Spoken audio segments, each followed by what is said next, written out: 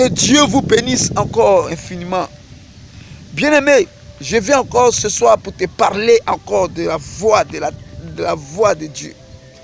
Oui, la Bible dit qu'à tous ceux qui ont reçu le Seigneur Jésus comme leur sauveur personnel, leur Seigneur vivant,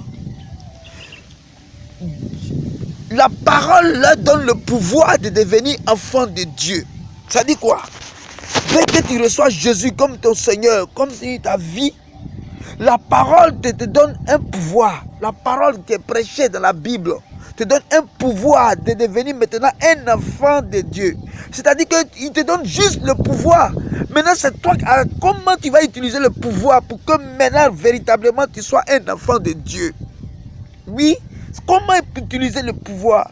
C'est d'obéir à la voix de l'Éternel, ton Dieu. C'est d'obéir à la voix de Dieu. Comme la Bible dit dans le livre de Deutéronome 28. Oui, bien-aimé, si tu obéis à la voix de l'Éternel, ton Dieu, et si tu mets en pratique, ça dit que c'est commandement, et que tu marches selon la pensée de Dieu, automatiquement, tu es enfant de Dieu.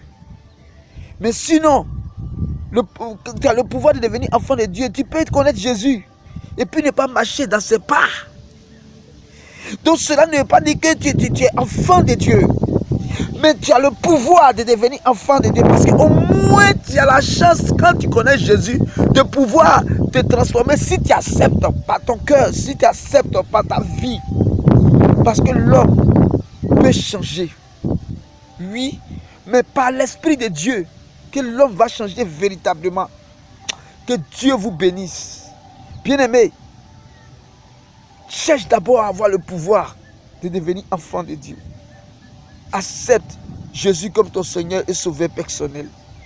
Et ensuite, cherche à devenir réellement enfant de Dieu en obéissant à la voix de l'Éternel ton Dieu, pour qu'il te donne la supériorité sur les nations, sur les vies, sur les congrégations.